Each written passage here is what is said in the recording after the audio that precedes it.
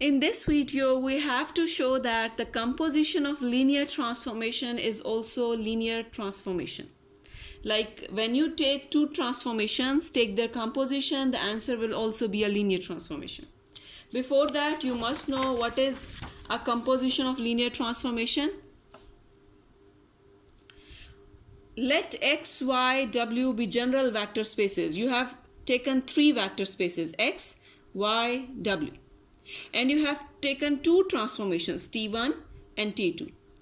T1 is from x to y and T2 is from w to x. It's just a definition. Then composition of your two transformations will be denoted by H. And how you write it? T1 composition T2. This is not 0. This is just a circle, small circle. This shows this. This is the symbol of composition. You can also write it as T1, T2 or T1 of T2. How you read it? T1 of T2. So this is a composition.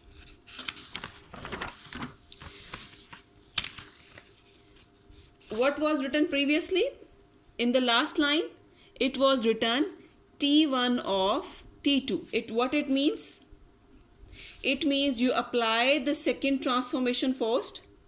We take transformation T2 first, this one, and then finally on the answer you will take the transformation T1.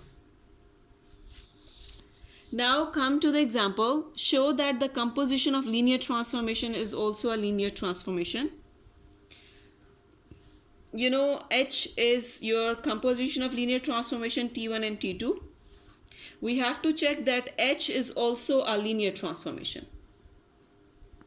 We have to check whether this H is also a linear transformation or not. So let's take two vectors first. So I'm taking W1 and W2.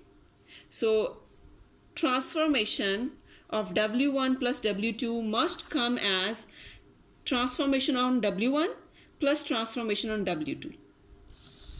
So let's put the value of H. H is T1 composition T2. What it means? It means T2 is applied first and keep the T1 outside. Now T2 goes inside. This is T2 of W1 and T2 of W2. Why I can write it, split it into two parts? Because T2, they said already that it's a linear transformation.